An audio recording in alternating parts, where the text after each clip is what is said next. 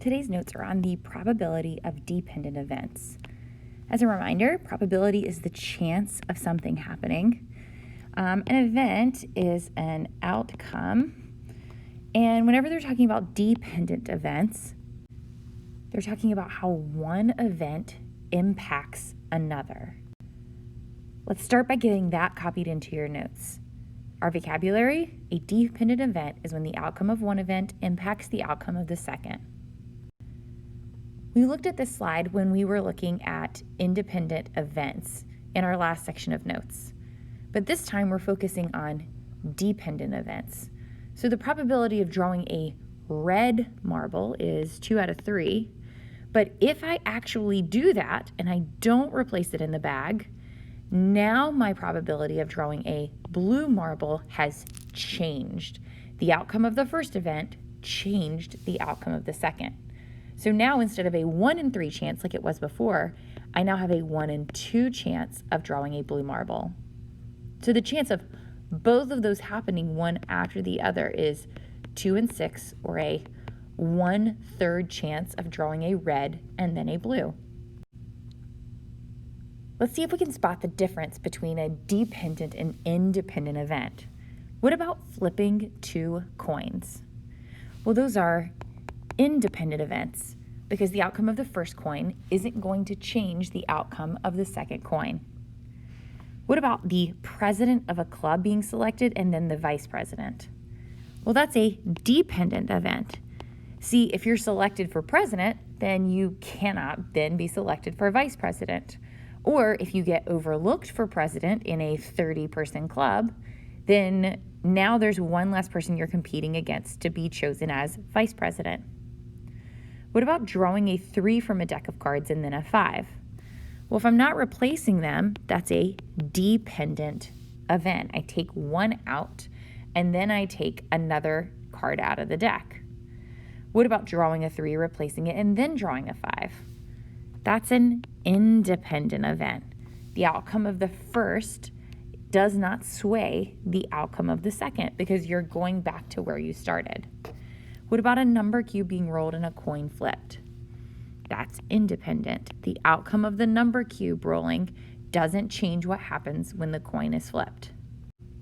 The way we calculate the probability of a dependent event is we multiply the probabilities again. So the probability of A multiplied by the probability of B, but you have to remember that you're accounting for that B probability after A has occurred. This is what this looks like.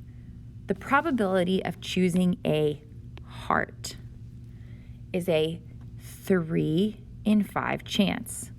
But since the shapes are not replaced after each draw, that means that I can mark one of the hearts out. And it does not matter which one, but if I've chosen one of them, it is no longer in this set of shapes.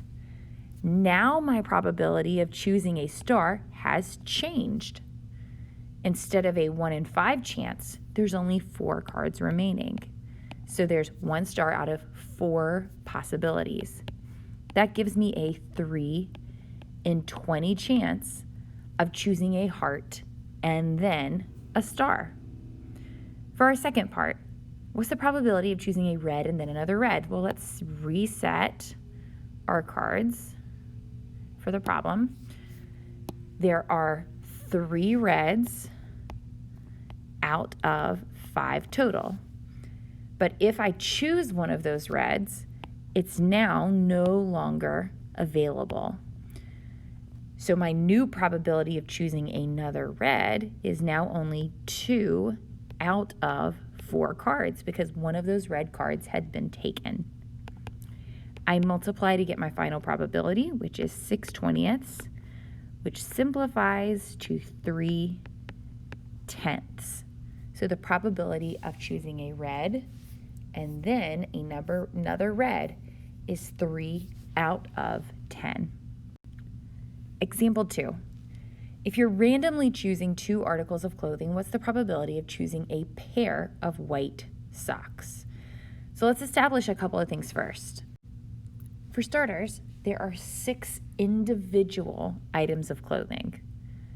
And then second, I've had kids ask before, well, yeah, but if you're choosing, it's not really random because you put your hand in and you feel around until you get some socks. Let's say that you actually have a dog and the dog is going to go and fetch you an article of clothing. What's the chances the dog will come back with 2 pairs of white socks, or a white sock and then another white sock? So let's look at how many options we have of choosing a white sock. Well, currently, a white sock is a 2 in 6 chance of being chosen. Once one of those white socks is taken, we don't eliminate both of them, we just eliminate the one that has been chosen. Now what's my chance of getting another white sock? Well, now there's only 1 remaining out of 5 pieces of clothing. So the chances of choosing a white sock and then choosing another white sock is 2 out of 30, which is a probability of 1/15. Here's a problem for you to try. You have 10 cards that are numbered 1 to 10. What's the probability of choosing an even number and then an odd number? Ready? Sometimes it's helpful to draw all 10 cards out. Now, what's the probability of choosing an even and then an odd? Well, there are 1, 2, 3, 4, 5 even numbers out of 10 cards.